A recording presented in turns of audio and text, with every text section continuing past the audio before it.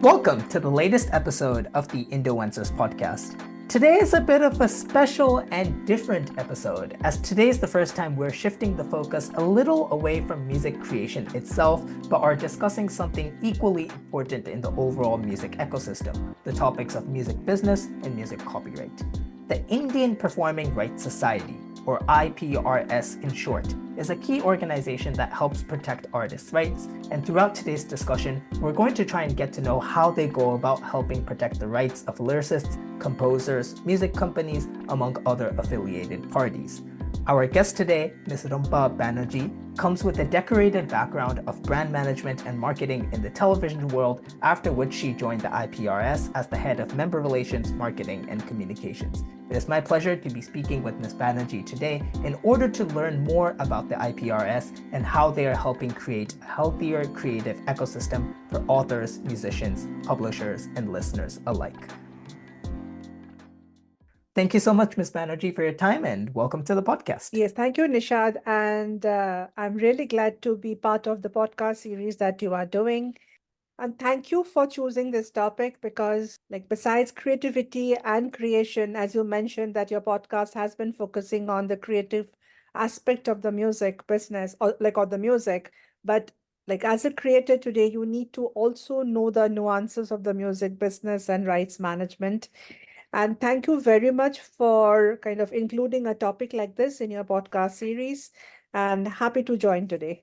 Thank you. It's my honor. And I think it's really important to have this side of the music ecosystem kind of represented, because as musicians, I'm a musician myself, not full time, but I compose, I release and all that. And we're stuck in, chords and rhythms and all that. But this is equally important in order for music to be sustainable for everyone in the music ecosystem. So I think this is a super important topic to discuss, and I'm really happy to have a little bit of your time today to discuss this. So this kind of podcast is a very, very small part of a large push from the IPRS to really spread the word about music copyright and royalties. And there's already so many kind of fantastic videos and interviews which cover a lot of the finer details. So as somebody that's very much a beginner in this topic myself, and I imagine that a lot of the listeners would be a bit of beginners themselves as well, what I want to do today is just kind of help provide an overall image of what the IPRS is, the role they play in the music ecosystem, and how artists can utilize the resources of the IPRS in order to ensure fair remunerations and fair usage of creative work. And I think in order to establish all that, the IPRS as a rights protecting society are protecting certain rights. And those rights are established in the Indian law in the form of copyright law. And I'm not a lawyer, so we don't need to get into the finest of details. But can you just help me understand what are the rights? What is copyright essentially? What are the rights that the IPRS is helping protect? And you've also mentioned in an interview that the Indian copyright system is uniquely, special, and that it's really kind of well constructed. So can you kind of take us through what the Indian copyright law system looks like today, at least on a general level? Yes. So before we get into what is copyright and how the copyright law in India looks like, I would just like to start from this point that a copyright society like IPRS plays a very wonderful role in the music ecosystem and the industry as a whole. It is a bridge between the creators and the users. Today, if music is not created, there will be nothing for the users to use and play as music, be it your personal consumption or be it in your commercial outlets and establishments. Similarly, if there is no usage, then there is no point creating the music because, yes, the creator can create music for the love and passion of music, but there has to be some remuneration and monies coming back to sustain as a creator. So these are two very important aspects of the music industry, creation and utilization. And IPRS, a body like IPRS, is a bridge between these two pillars of the industry.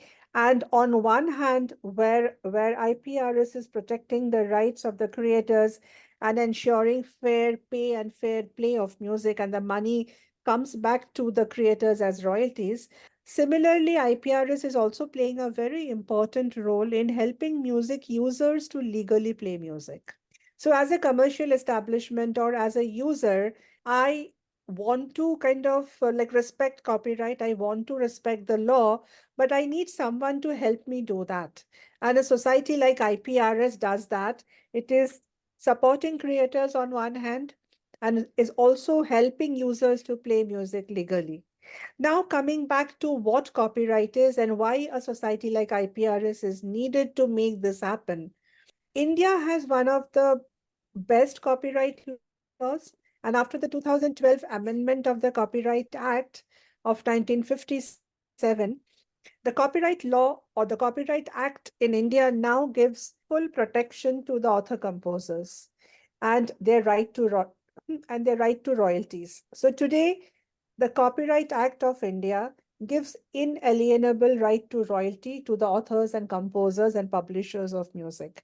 That means the right holders of lyrics and composition has to be paid royalty every time a music or a piece of music is exploited commercially. But the challenge lies is that the creators themselves are not aware of the rights that are vested in the law and is in favor of the creators. So the role of IPRS is just not to get the royalties back to the creators, but in a big way to spread awareness about the rights that a creator holds. Because every piece of music that a creator is making are precious intellectual properties. So today, when you make a house or when you make, like buy a property, you are very careful about it. You sign documents, you go to the court or you go to the registrar to get it stamped and signed in your name. There is a sale deed and like proper legal documents made so that there is no conflict in ownership of the property. Similarly, every piece of music is also a property. These are intellectual properties, but a creator is so passionate about making the music and making the music for the love of music that many a time they kind of ignore or overlook the property that they have created and they are owner of. The copyright law or the copyright is a very powerful tool that has been given to the creator of an original content. The copyright gives you legal authority like on your own creation. That means tomorrow if somebody is infringing your copyright or is unlawfully using your IP, you have every right to take it to the court, take the matter to the court because you have the legal right on the content that you have created. Secondly, every time you create an original creation, automatically copyright comes into play. But how do you prove your ownership? If you write it, like write a poem or a song on a piece of paper and keep it to yourself, yeah, it's an original creation and it is copyrighted in your favor, but somewhere it has to be officially also published or kind of registered to kind of claim your ownership on it. Because maybe it's in my diary, tomorrow my diary is stolen. I will not be able to prove that I was the original creator of this piece of like IP or the original creation. So there are different ways in which you can kind of register and get the content copyrighted. And the third point about copyright is that every time a copyrighted piece of content is exploited commercially, the original right holder is entitled to remuneration. So remuneration in terms of royalties, remuneration in terms of pays. So you cannot exploit a content without proper like remuneration to the original right holder, and it will depend on the terms in which it is agreed between the creator and the user. So this is a very powerful tool that has been given to a creator, provided the creator is aware of how to exploit and monetize the copyrighted content. That was a Yes. very comprehensive overview of what the IPRS does and how it kind of fits within the copyright law framework. So thank you so much. I think that that explanation in and of itself would have clarified a lot of doubts about, how copyright works in India and where the IPRS fits in there. I kind of want to dig into the role of the IPRS a little bit deeper because, we hear these terms in the music world, IPRS, and there are other kind of similar organizations that we might hear about, the ISRA, Indian Singers Rights Association, the PPL, the Phonographic Performance Limited, and they all kind of spread a similar message about, helping protect copyright with regards to music in the music ecosystem. But they all, at least as of my knowledge, play a distinct role, and IPRS is just kind of a part of that larger equation. Can you help us understand what specifically the IPRS does in terms of protecting the copyright or the rights of musicians in this musical ecosystem? Yeah, it's a very relevant question. See, the music business is very interesting and very nuanced.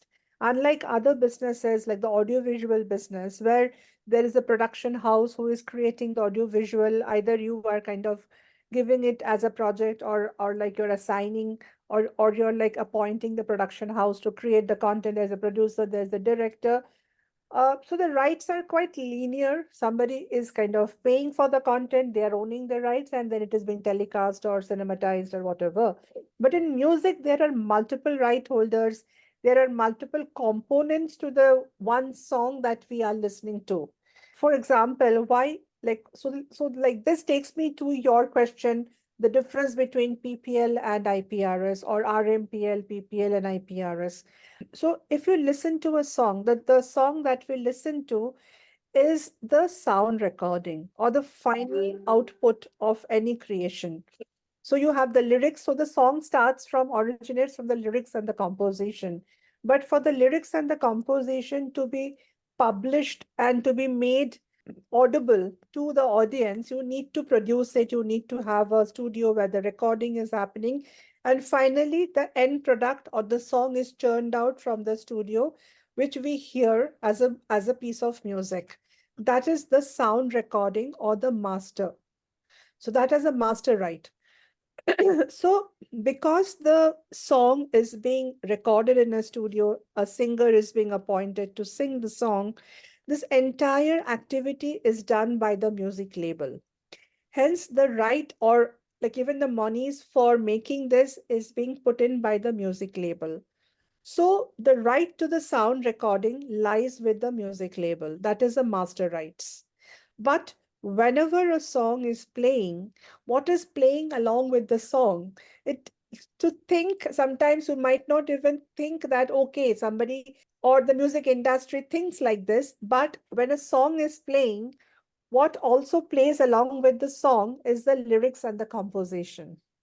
So the label is owning the right of the sound recording. They are not directly kind of linked to the lyrics and the composition because there are two more parties who are the creator and the right holders of the lyrics and the composition, and they are the lyricist and the composer.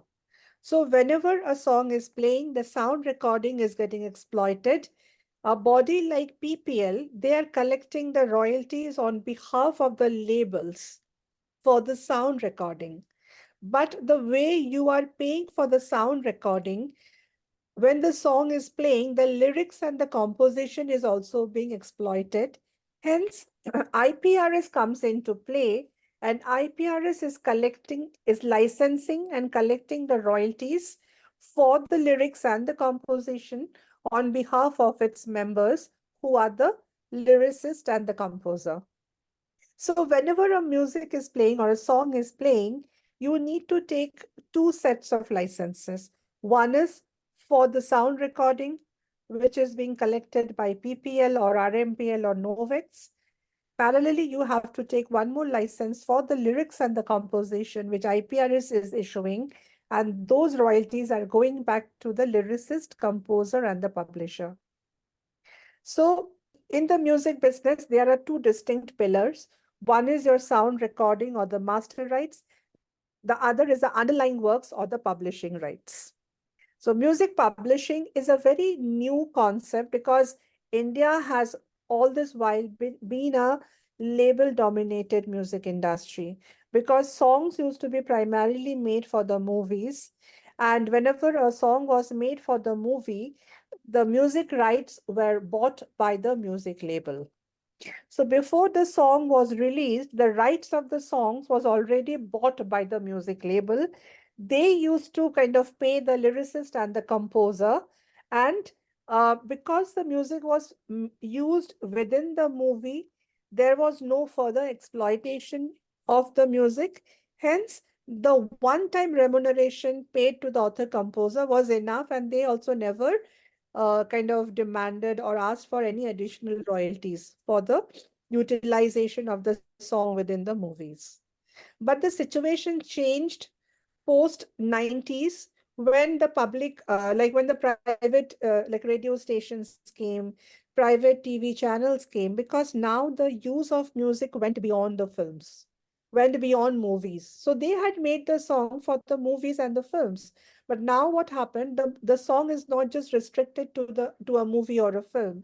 It is now being played, repeatedly played and utilized by the radio stations, the private TV channels, the telecom operators, the digital platforms. And these were business houses running on the content which was earlier made for a movie, and they are running their businesses on this content. And the two people who were not benefiting from this kind of additional use of the music was the lyricist and the composer. So music saw a multi-platform utility and multi-platform usage. But two people were not benefiting from this growth in consumption of music, and they were the lyricist and the composer. Then they came together to discuss, to take this matter up. And Javed Akhtar Sahab, he, along with his kind of fellow creators at that time in 2000, they started the conversation with the government. They said, see, now the music is not just restricted to one medium or one place of utility.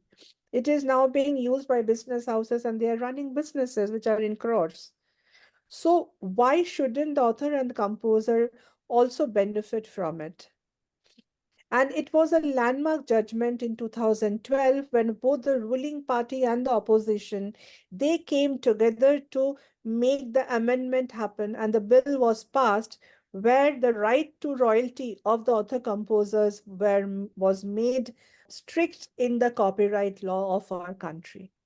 So they made it mandatory that the right to royalty of the author composer cannot be denied now onwards, whenever the music is being exploited for commercial purpose. So that's a very long struggle, long battle by the creator community to ensure that the royalties are duly received and paid to the creators. Hence, the role of IPRS post 2012 became so important and significant, because IPRS was established way back in 1969. But all this while, the rights of creators was contested. So if the rights of creators is contested, then a body which is representing the authors and composers and publishers, their role also gets very diluted. But after the 2012 amendment, when the right to royalty was made mandatory and undeniable, IPRS gained a very important role in the music industry, because now it had to kind of rise and stand up for the right that was given to IPRS to fight on behalf of its members. So the role of IPRS now became very significant, because it had to step out, kind of go out and talk to people who are utilizing music for commercial purpose, license, like negotiate with them, set proper tariffs for the utilization of these music, and negotiate those tariffs, and ensure that those monies are collected and paid back to the members. So IPRS is a representative body of author, composers, and publishers. Many a time, a lot of people ask us, they ask us that, is IPRS representing musicians? Is IPRS representing singers? No, IPRS does not represent singers or musicians, or kind of just performers. IPRS is a representative body of authors, composers who are the original creators, who are the creators of the original works, right? So yes, so this is what IPRS is, and IPRS is a music copyright society which is entrusted to represent its members license the music or the repertoire of its members, and collect royalties on behalf of its members and pay it back to the author composers who are associated with the society.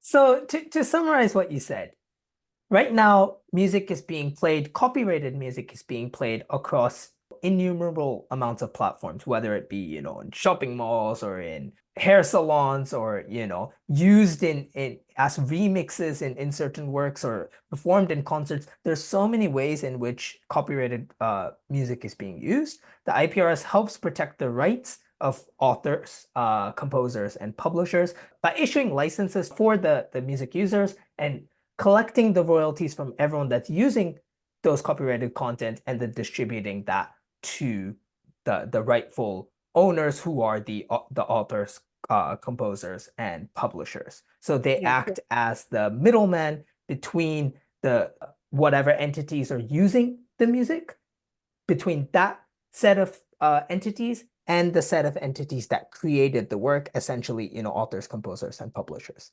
Would that be a fair summary of your explanation? Yes. One more point to what you said is very Yeah, important both over here is that yes, IPRS is the bridge, as you said, middleman. Middleman, when you say middleman, it becomes like an agent or a kind of a broker. I don't mean it that way.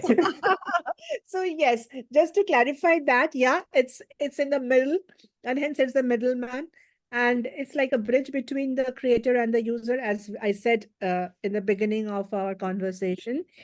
One more very important thing is that IPRS or a body like IPRS is a not-for-profit organization. So, whatever money that we are collecting or the revenue that we are collecting are the royalties of our members. So we just keep a very like minuscule percentage, say around 7 to 8% of the total revenue as our administrative cost, and the rest is paid back to our members as royalties. So we are a not-for-profit, so we cannot have a fixed, so that we cannot say, okay, I am doing this to accumulate also profit and wealth at my end. It's not like that. And as your revenue grows, your percentage of administrative cost also like comes down. So we cannot kind of keep like money at our end. It has to be paid back to our members. And we are a government authorized copyright body and a non-profit organization. So I think that clarifies or gives a more holistic kind of role to IPRS, that it's not here for any business gains. Formed by strict policies laid down by the government, by the Copyright Act and the governing body CISAC. So there are 228 copyright societies across the globe, and CISAC is the governing body. So in every music market or any country which is actively into music, there is a copyright society, and there are 228 such copyright societies. IPRS is one of them, and it's the sole copyright society in India. One more interesting aspect, Nishad, because it kind of again connects to our copyright law. As per the Copyright Law and Act of India, for a particular kind of business, for example, IPRS is representing the authors, composers, and their lyrics and composition. So this is a specific kind of a role in the music industry. There cannot be two copyright societies. So as per our copyright law, there can be only one copyright society representing one type of rights. So IPRS is entrusted to represent authors and composers and kind of protect their right to lyrics and composition. Similarly, you mentioned about one more society called ISRA. ISRA is also a similar kind of a copyright society, but it is representing the singers and the performers. So the roles are very distinct. So there are no two ISRA. There is only one ISRA, which is representing singers and performers and their rights. IPRS is representing the authors and composers and their rights. RMPL is also a copyright society, it's a government like authorized and registered society. It is representing the sound recording rights, and it is representing the labels. So there are three distinct, so everybody has their distinct role and area of, I will say, rights management defined as per the copyright law. So there is no overlap and there are no multiple entities.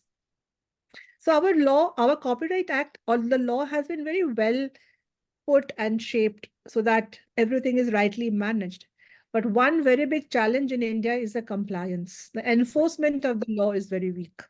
Even if the law is in place, the enforcement is very weak, and we can talk about it in the towards the later part of the session.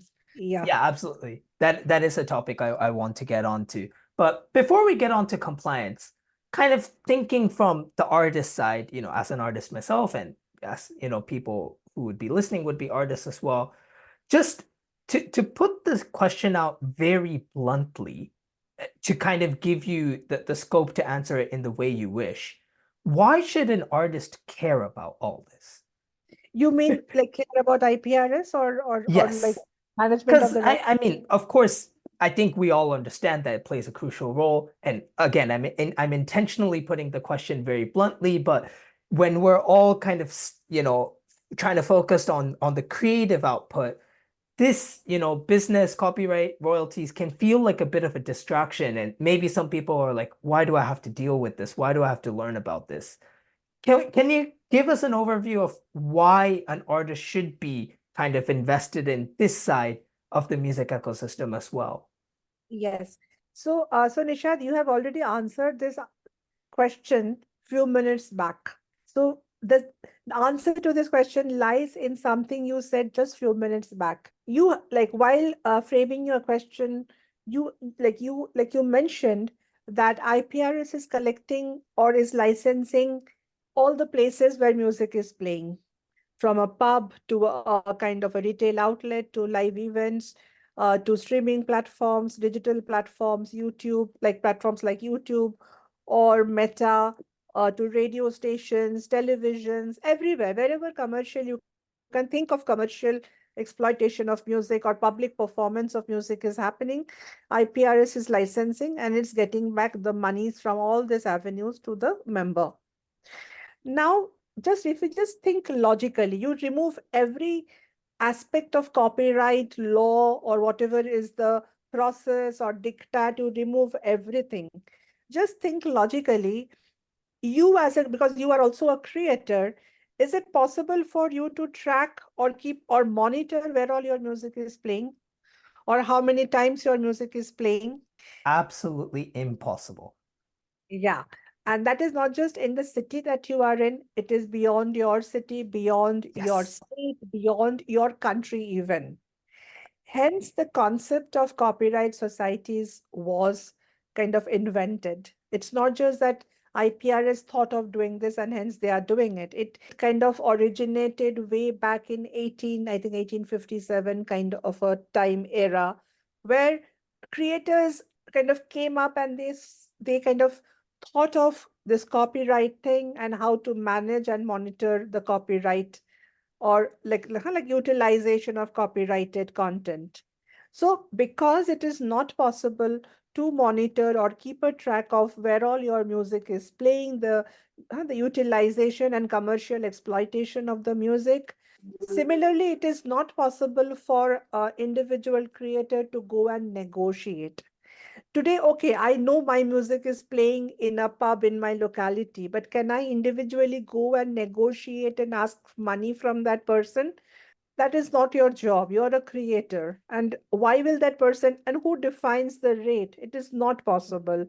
So, because of all these reasons, like a copyright body like IPRS is formed, which is collectively managing your rights. That is called collective management. That means we are representing a group of creators and their group of songs, their repertoire of songs, which we are collectively going and licensing to the users, negotiating, collecting the money and paying back to my pool of authors and composers.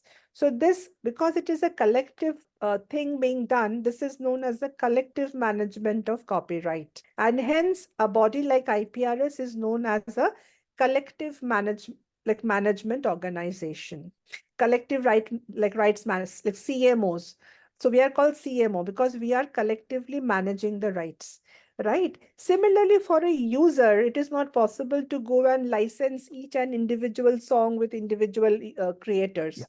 Today, if I want to use, say, like Shankar Mahadevan's song, I will not run and go and like meet him and say, "Hey, I want to play 10 of your songs. Please let me know how much I need to pay you." Or tomorrow, I will go to like UK to license Ed Sheeran's songs. "Hey, I have a very nice pub in Mumbai. I want to play your songs.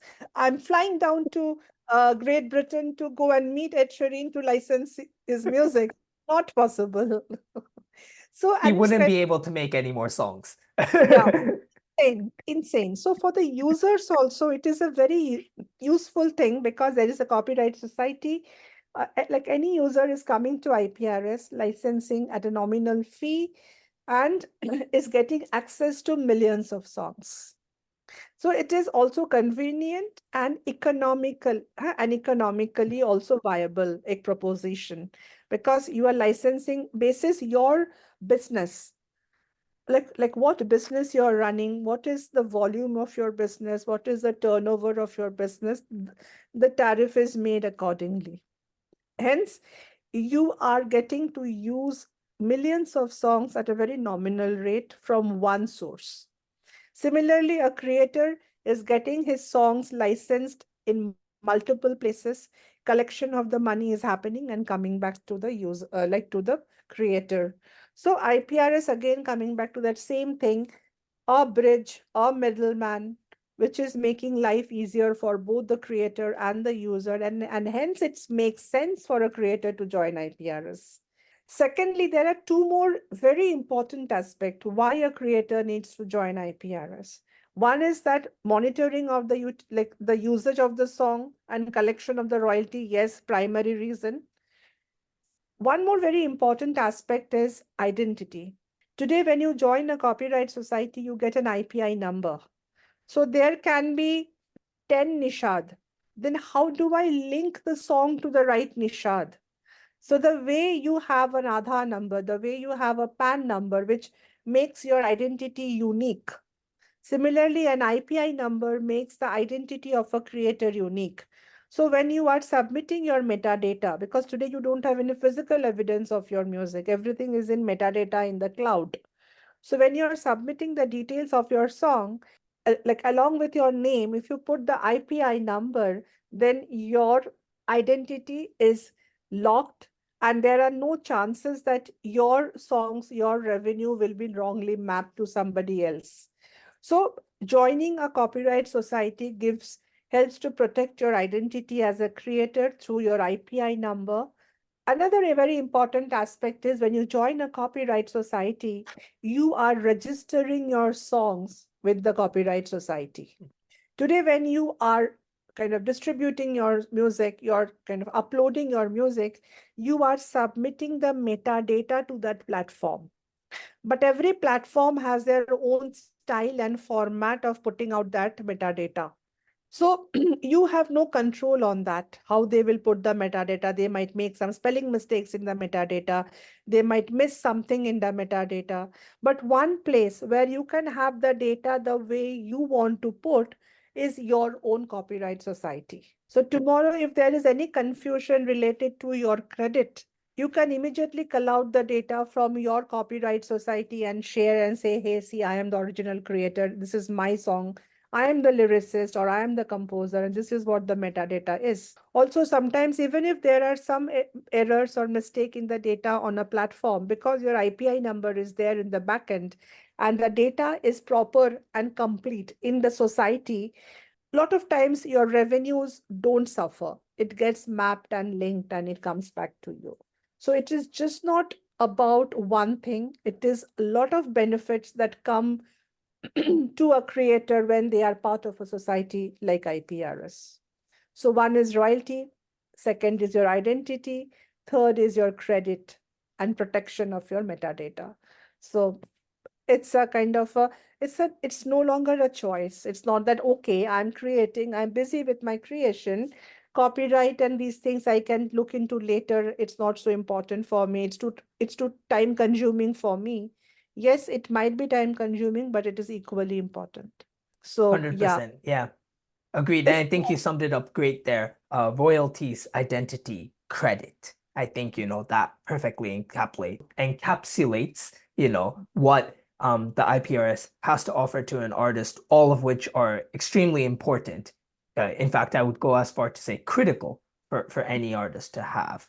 And nice word. Sorry to interrupt. You used a very nice word, critical, but there are other also very feel good or very other additional value added benefits also. You are part of a community. You have a voice, you have a representation. Tomorrow, things are not as we want always. There are fights, there are struggles, there are battles. Today, if you see entire world, entire creator communities fighting or voicing on the impact of AI, as an individual creator, it becomes difficult for you to voice your concerns. But when you're part of a society, the society goes and voices the concerns on behalf of its creators. So, whatever you have as a concern, you can share with your society.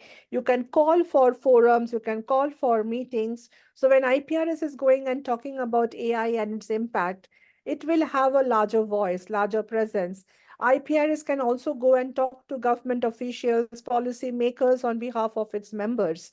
So you, when you're part of a like society, you're part of a larger community, you have a stronger voice. You, like through your society, you can also influence policy and decisions, and you can play a much bigger role as a community in framing the future trends and other stuff which is relevant for you as a creator.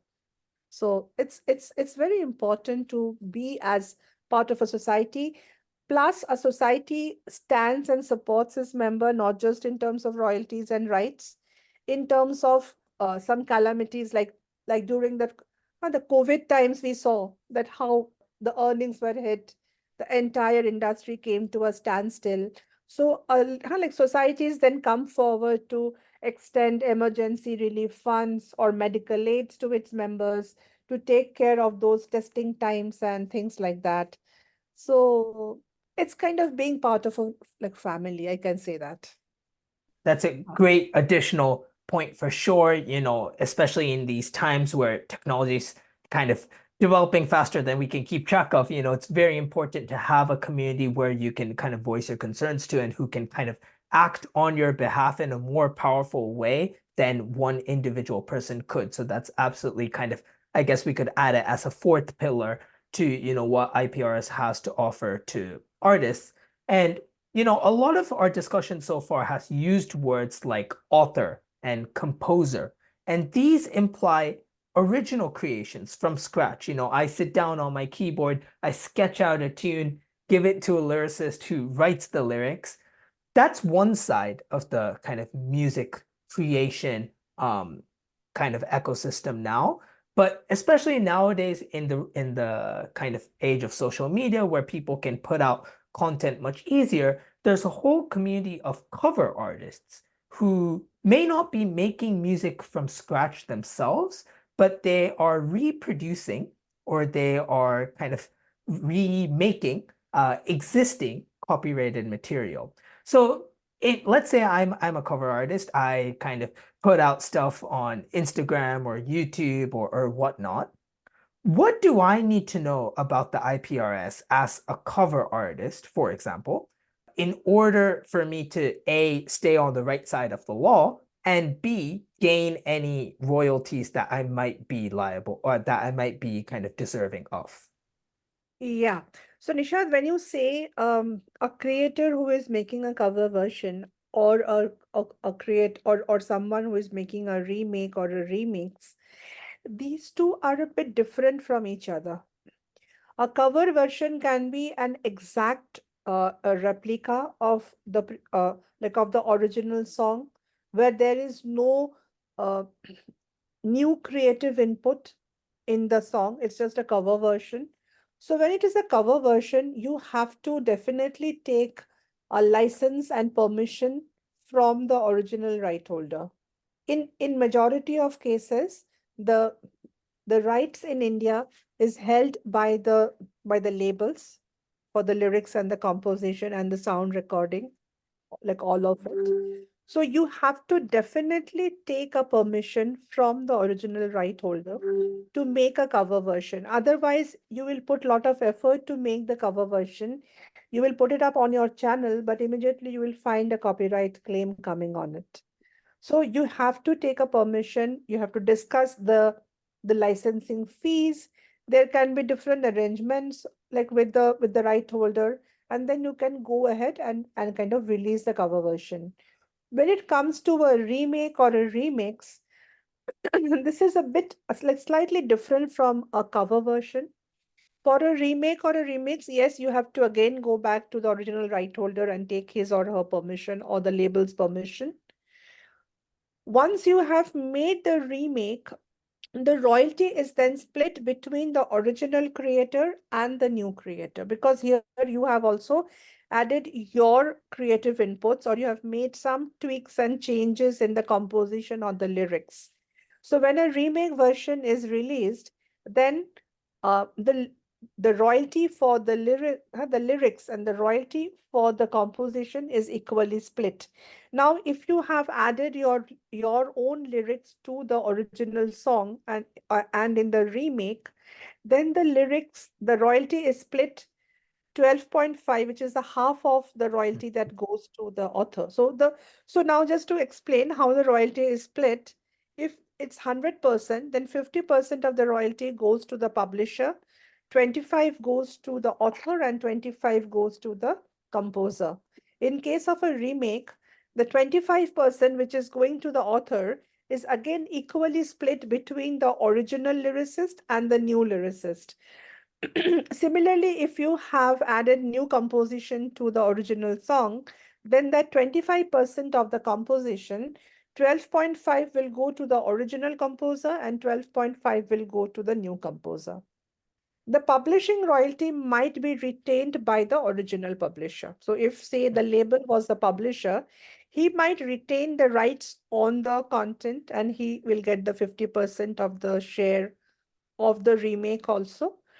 But the lyrics and the composition will be equally split between the original and the new composer and the lyricist. Could I explain this? Yeah, absolutely. That's super clear. So just to summarize that, and I'm kind of framing the questions in a way in which, for example, if the listener is a cover artist or is somebody that's remaking a song, they kind of have a clear guideline or a clear image of how the right system works. So just to summarize what you said, we need to treat cover works and remake works kind of in two separate cases. We can't treat them the same.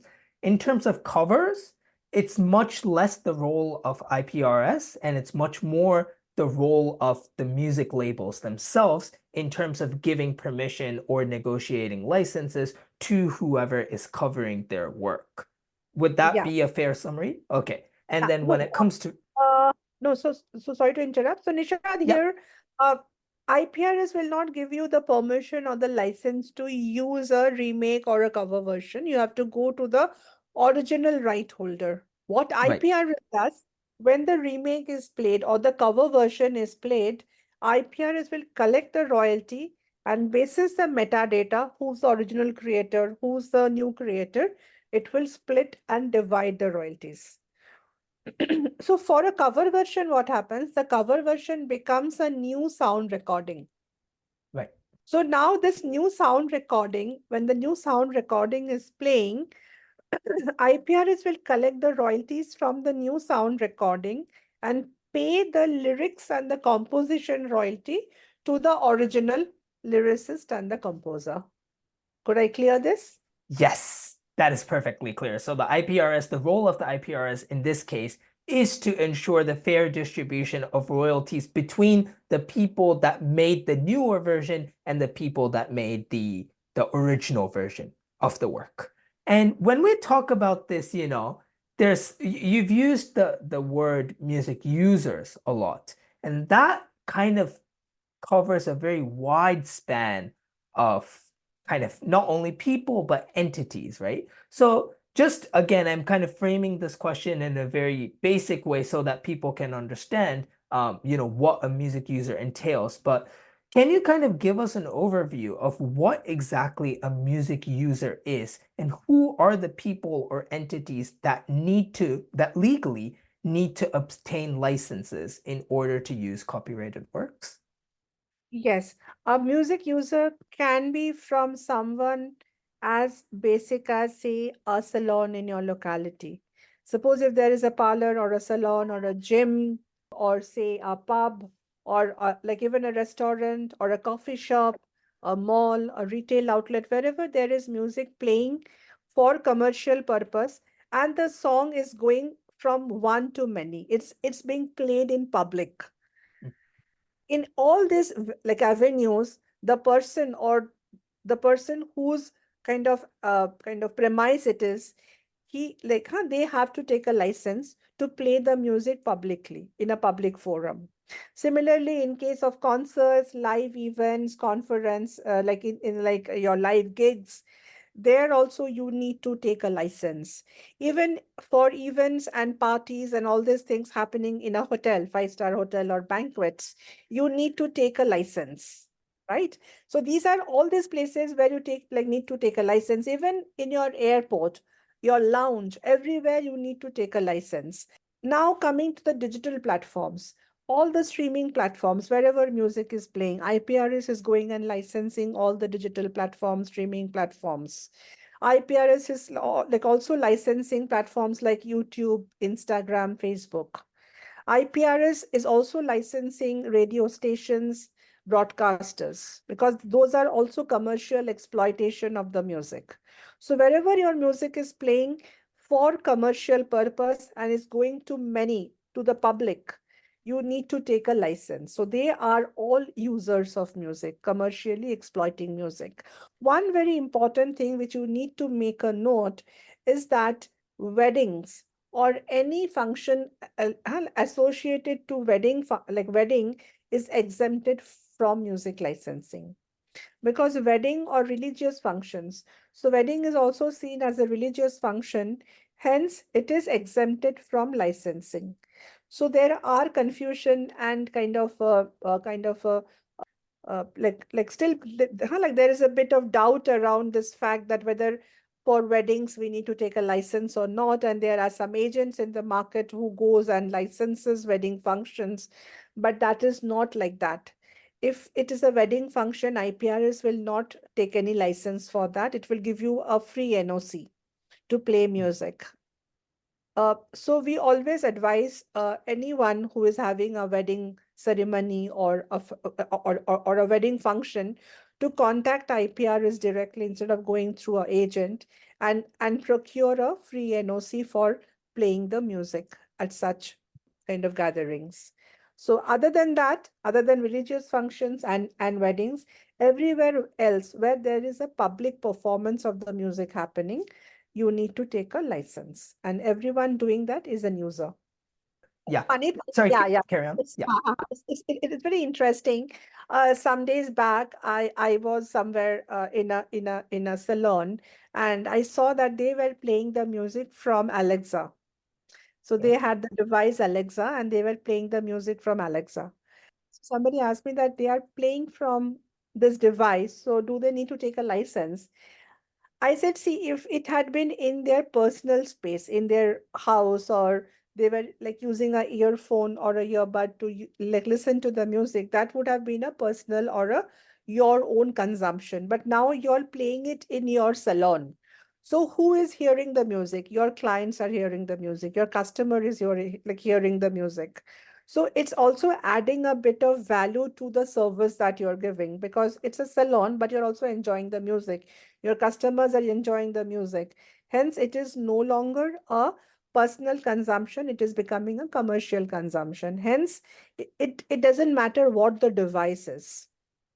I can play the music from my mobile also in my dhaba, but because I'm playing it in an open public space, it becomes commercial usage of music, and you need to take a license.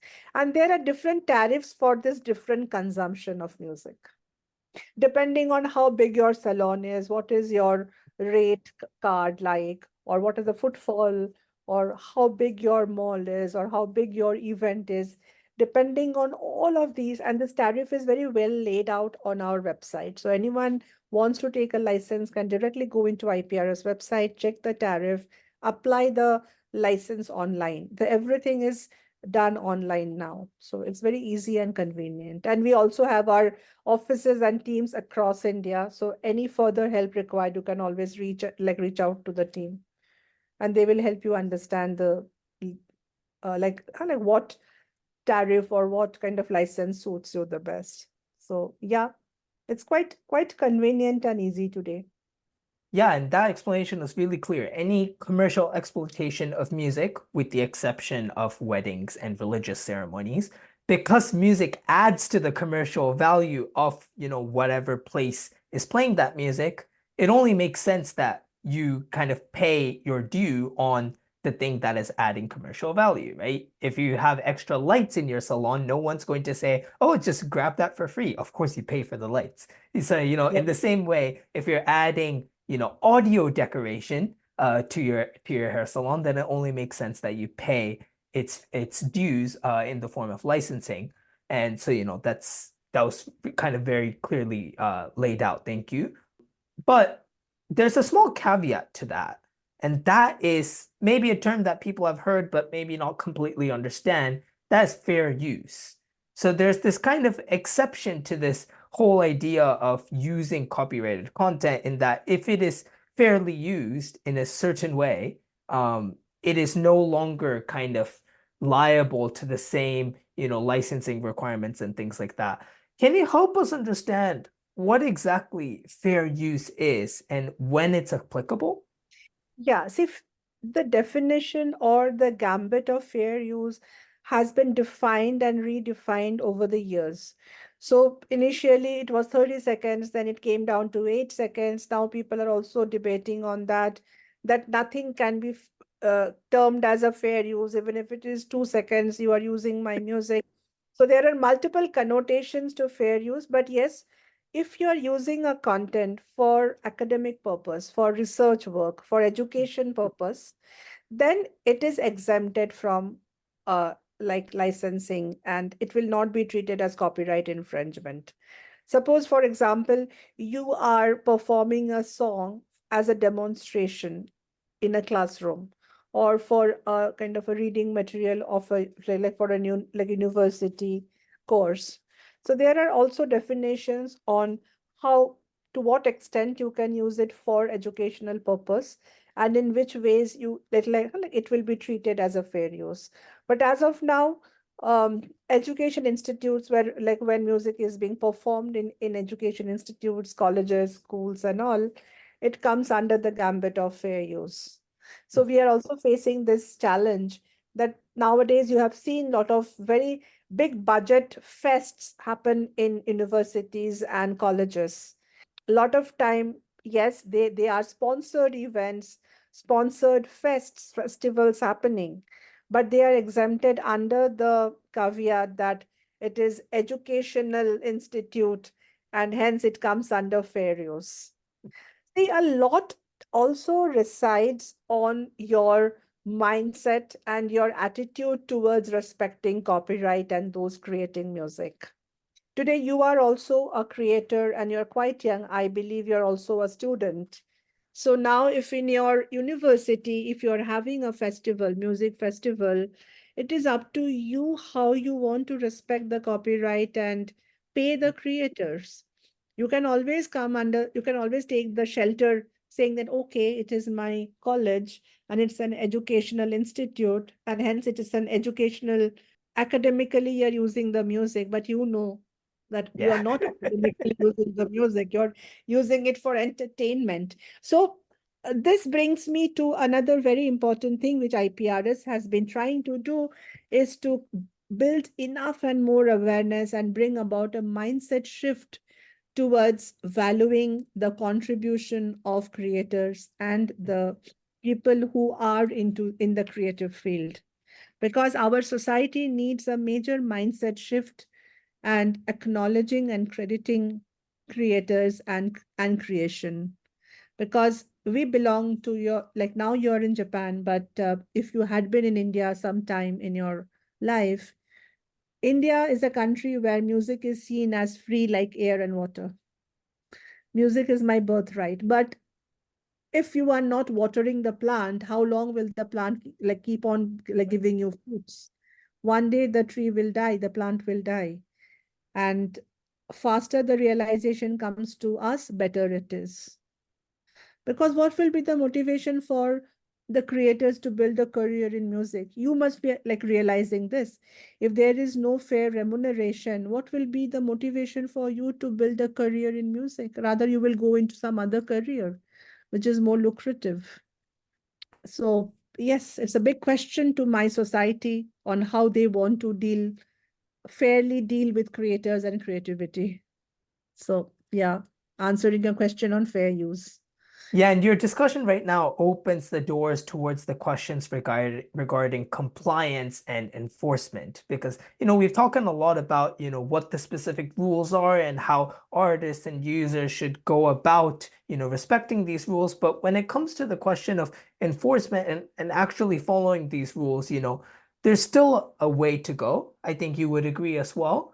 So can you take us through, what you think the current challenges are? You kind of mentioned mindset as one of the potential challenges, but can you take us through what you think what you think the current challenges are, what you're doing as, part of the IPRS to kind of help address those challenges, and what you think kind of future steps might be, both from the IPRS side and from, our side, whether we're creators or users ourselves. Yeah. So the first and foremost challenge with IPRS had and has been very bravely fighting and has been successfully fighting is the challenging of the rights of the author composers. Initially, though, the rights of the author composers like itself was challenged before the amendment of the copyright law in 2012. The author composer's right to royalty was not properly established. People were contesting and questioning the rights of the author composers and their right to royalty. That has been taken care to quite an extent with the amendment of the copyright law, which has kind of guaranteed their fair kind of remuneration and royalty. But when it comes to enforcement, people are still contesting the rights. Even though the law says that you cannot deny royalty to the author composers, today major Indian streaming platforms are yet not paying IPRS royalties. Radio stations are not paying IPRS the royalties. Many broadcasters are not paying IPRS royalties because they are saying that we are paying for sound recording to the label. Then why do we now need to again pay IPRS for the lyrics and the composition when the law clearly defines the right of the lyricist and the composer? So there is a big fight, regular negotiation going on, and in some cases when the things are not happening through negotiation across the table, we are being forced to go into a legal battle. Like a huge amount of our earnings goes behind these legal cases and these legal battles. So these are a constant thing at our end where we are the last the last resort being for us to take these people to the court. Secondly, the other challenge is that if you see the public performance, so many venues, so many outlets, so many concerts happening in a country like India, it's very difficult to monitor and reach out to so many millions of places where music is playing. We need to have some way, some more sensible process of collecting and licensing of all these outlets where music is playing. Because humanly, I don't think it will be possible to monitor and collect, even if you have and see, for us, as I was telling you, we cannot raise our administrative cost. And the more people you employ, your administrative cost will go up. So there is also a challenge for us in that place. And it's not physically possible to go to each and every venue to check and license. So there has to be more proactive response coming from the users. They should come and tell us, hey, I am having a restaurant, I'm using music. please let me have my due license. Or an event organizer coming, approaching IPRS saying, okay, I'm doing this event. Please help me understand what is the license that I'm supposed to take and the money that I need to pay you.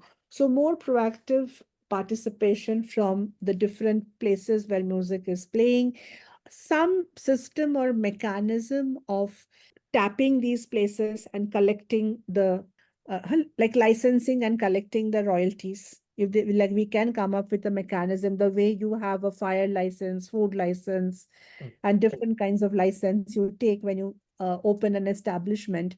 Similarly, if there can be a music license, it can ease the process and mechanism of licensing and collection.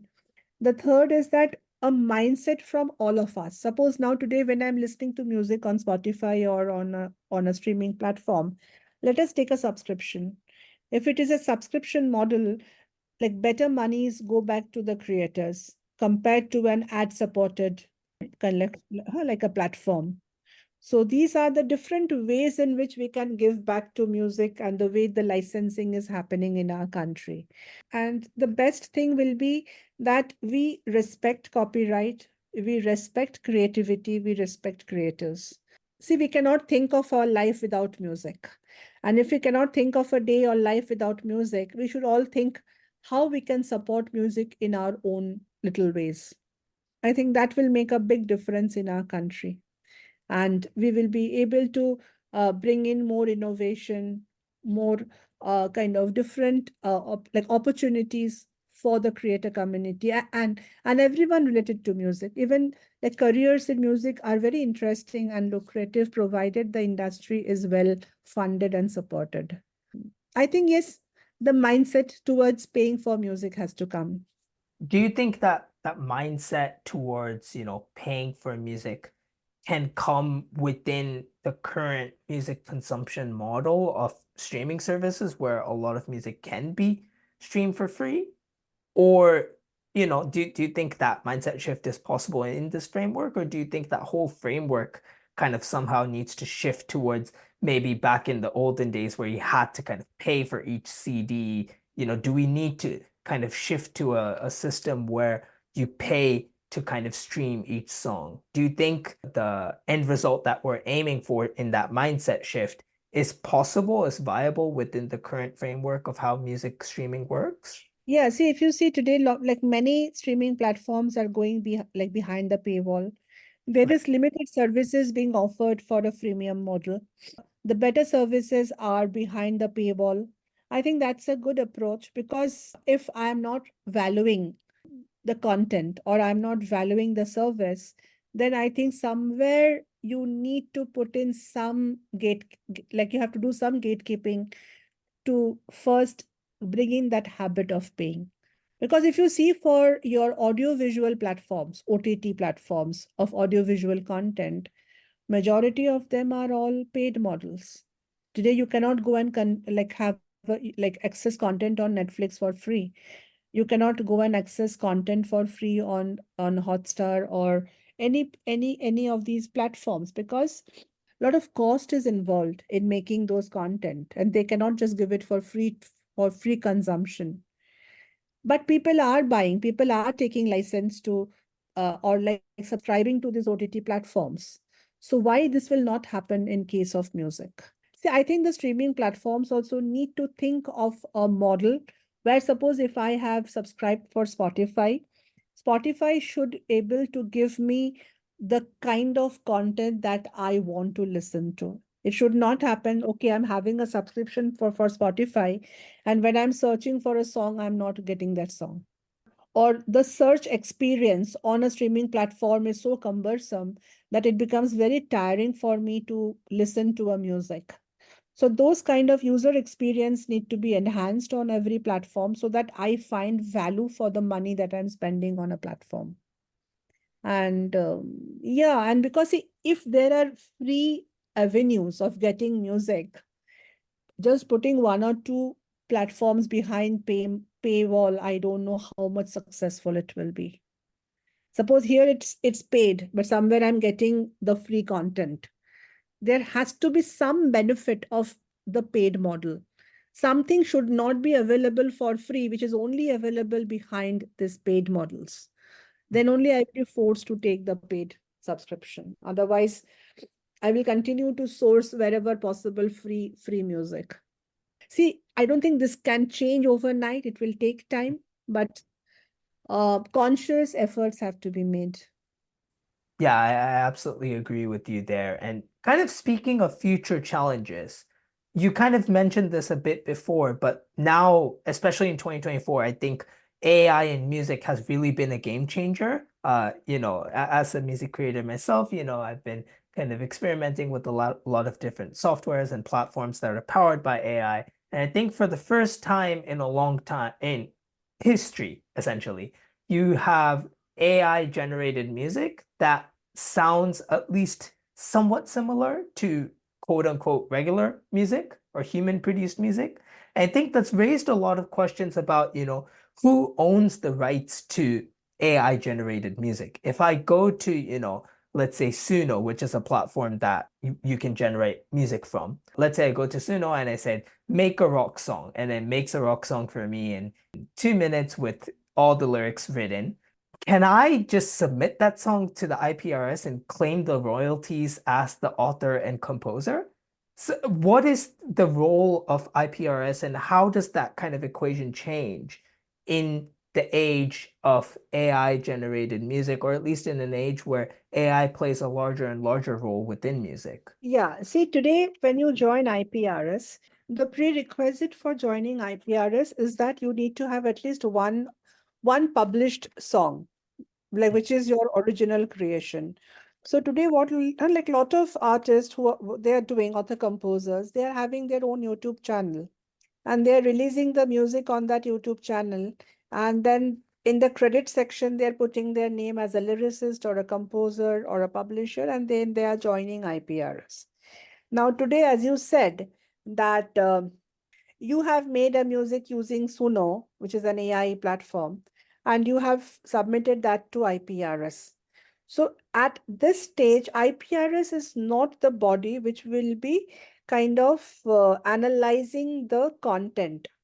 They will see that your content is available on a published, on like a public platform, which is your own YouTube channel. The credits are in your name, hence you are eligible to join IPRS. But now when you see, you will not restrict your song only to your channel, because otherwise how will you garner the royalties? But now when you put it out across, then the algorithm, or I'm sure there are technology in all these platforms and distributing platforms, streaming platforms, which can then quickly kind of find out whether it's an original creation or it's just a AI made song. So now a lot of streaming platforms, everyone is working towards that how to differentiate a original human creation and an AI made creation. It's kind of, see, it's still in the conversation stage, but across the globe, everyone is talking about how to treat a original creation and a AI creation. Will they have the same value? Will they have the same royalty? Will it be treated the same? What will be the kind of stature on the streaming platform? Suppose if streaming platform is tomorrow allowing AI generated content, like musical content, then will our AI generated musical content be evaluated on the same parameters of as a human creation? So these are all the conversations and discussions that are currently happening across the globe, because everybody is of the same viewpoint that AI should be used as a tool to facilitate creation. It should not be replacing the creators. See, AI should be used to enhance the creation and not replace creators. So that is the conversation that is happening everywhere. And I am sure IPRS will also slowly be adopting technology and stuff to differentiate and credit and remunerate people accordingly. But these are now in a very nascent stage, and it's the high time to keep our eyes and ears open and see what's happening, and wherever required, step in and help to frame policies and other processes and mechanisms so that humans are not deprived. Because otherwise, if suppose tomorrow, like anyone can create music using a tool, then what is the benefit of being a talent, musical talent? Because creativity does not come like that. It's something which you nurture over years. It's something inherent also. You are born with it. But if a machine can do it, what you can do, then I'm very kind of fearful about a situation like that, how the world will be then. Because I see, a think, lot of yeah. creators today say that everything said and done, the way the AI thing is today now, it is not in a situation to emote human emotions. And music, mostly music and creation, art, is a kind of rendition of your human emotions. When you write a song, when you write a lyrics or you're composing, it like these are all human emotions, what you feel, your experiences over a span of time. Everything comes into what you are writing, what you are like composing. It's not random. The fantasies of a creator that comes into the creation. So maybe tomorrow AI can become like that, but as of now, it's all like dependent on machine learning. So it's just churning out what has been fed to it. It's nothing which is coming on its own.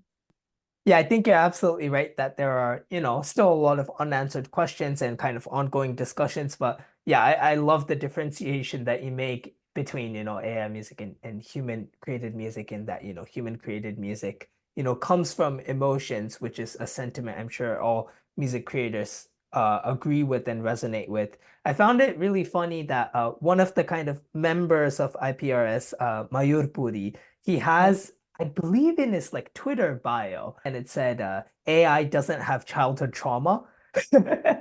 I found that very amusing, but also very true, right? Because so much of kind of human created music comes from those, difficult experiences that we've had throughout our lives. So I think, there's still something that makes that particularly special. And, those hopefully those discussions get us to a point where we can value those, human created materials in the way that most musicians would think they deserve to be valued. So yeah, we've talked a lot about the IPRS and copyright laws and kind of the artist roles and the users roles in this whole ecosystem. So I'm really grateful for your time, and I kind of want to start to wind this conversation down. As we're kind of ending this episode, I want to give the listeners, especially if they're artists themselves, some sort of action item or something that they can act on after listening to this podcast. So, if there's someone listening to this podcast who's hearing about the IPRS this whole time and who's interested in everything that we've discussed, what do you think should be their next step after listening to the end of this podcast episode, of course? Yeah. So, see, one very important thing for any creator today is that the line between a creator and an entrepreneur has blurred a lot. Today, as a creator, you cannot say, okay, I like only like write lyrics. I love writing. I will only stick to writing. Rest of everything somebody else has to take care of. Yes, there, if you are famous, if you are popular, there will be 10 people to assist and work for you. But having said that, in today's world, you cannot be ignorant. You need to know everything. You need to understand how the music business is running. Because earlier, what used to happen, there was a distinct role played by a label, a producer, and they used to manage all those things. You just came, you worked on hire, you wrote the lyrics, you composed, you were paid, and you went back, and these people used to take care of the rest. But today, there is so much happening. You need to know that how can I release my music? How can I build myself as a brand? Today morning only, I was reading a very interesting article on metaverse and like how to create your own fan engagement and fandom through the digital platforms and metaverse and all. So there every day something new is coming in. So if you are not open, if you are not aware of things, somewhere you will lag behind. Only talent will not take you anywhere. Talent is important. You have to create great music, but it is equally important for you to today engage with your listeners, create your own community, create your own fan base, and understand the nuances of how to take your music to the next level. There's a lot of collaboration happening. So, how can you collaborate and create a new set of audience for yourself? So, we are in a very exciting and interesting space. Having said that, it is sometimes also very overwhelming. But that is a life that you have chosen for yourself as a music creator today. So, you have to come to terms with that as fast as you can, better for you, and reach out for help. Like this, I say everyone, reach out for help. You will see today people are willing to help. There are people who are, for example, Nishad, he's spending his time and doing this podcast for you because he's wanting to help all of you. So there are good people out there in the industry. Reach out for help, meet people, exchange ideas, and it will open up a lot of new doors for you. Yeah. And please manage your rights, protect your rights, and know what you are doing, where you are signing, because these are your intellectual properties. So don't be negligent with the creation that you are creating. Be very clear on what you have created and where your rights are. And just go out and rock, because there are enough and more opportunities today for you as creators. That's a wonderful note to end on. Thank you so much. So yeah, I think we've given kind of people ideas on how to go forward from here. And I think, there's a lot for me to kind of take from this conversation as well. And I hope the listeners feel the same. So yeah, I think we'll finish off this episode there. Thank you so, so much for your time, Ms. Banerjee. And thank you to all of the listeners for tuning in. I'll leave a lot of kind of supplementary material regarding the IPRS, social media, YouTube channel, all that, homepage, website, which has so much information. And yeah, I'll leave all those links in the description. So I hope the listeners would go and take the next step in learning about music copyright and royalties. So thank you so much once again for your time, Ms. Banerjee. Yeah, thank you, Nishad. And it was equally wonderful talking to you. And thank you for doing this. Well, that was Ms. Rumpa Banerjee on this bonus episode of the Indoanswers podcast in association with the IPRS, and thank you to everyone that has tuned in. You can find us at the Indoanswers, spelled THEINDOENCERS, on Instagram, Twitter, or Facebook, or you can use the links in the description. Likewise, you can find our homepage at theindoanswers.wordpress.com or through the link in the description. Make sure to subscribe to the Indoanswers podcast on your favorite podcasting platform. Thank you once again, and we'll see you next time.